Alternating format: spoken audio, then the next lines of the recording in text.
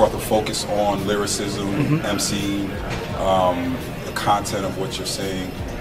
Sometimes you need that challenge as an MC to wake you up. When someone claims something, then you have to back it, and it puts the pressure on that person to really back up what they're saying, and it puts the pressure on other people to maybe disprove what he's saying. So I think it's great for hip hop. You know, the famous quote that Q-Tip has is, you know, competition is good. It brings out the vital parts. Meaning that, you know, you have to be in competition. Michael Jordan wanted to play against the best of his era. He wanted to play against Bird and Magic Johnson and those people to prove himself. So you always want to, you know, have that friendly competition, sort of, you know, not in a beef way, not in a Tupac Biggie way, but in the way where you're testing your skills, or the old thing where we say steel sharpens steel. You know, if you're never tested, then you really see no reason to always be prepared. So I think it's a great thing for hip hop. I can explain to you very simply. This is the same thing as people complaining about when someone wins the presidency and you didn't vote.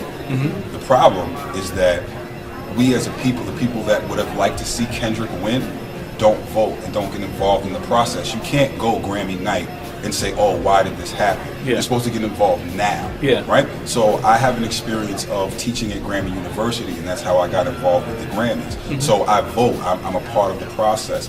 If people really saw who are the actual people who vote, then you would understand why Macklemore wins. I'll give you the perfect example in reverse. When I get the sheet, I'm an expert at urban music, you know, jazz music, things like that. But when it gets to the country category, I don't really know all of those artists. And the ones that I do know, I don't know what they did this year, right? So I'm just going to check off the person that I'm kind of familiar with without really having full information on what the zeitgeist of the year was in country music.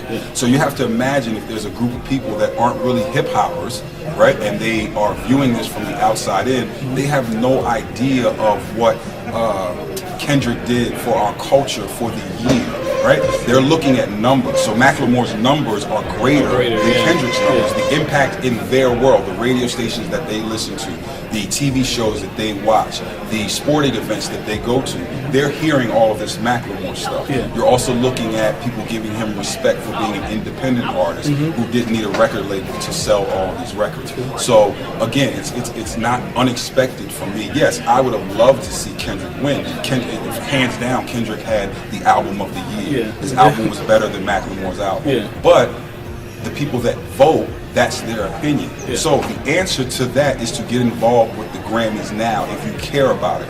Don't complain about who's president and you didn't go out and vote. That's true.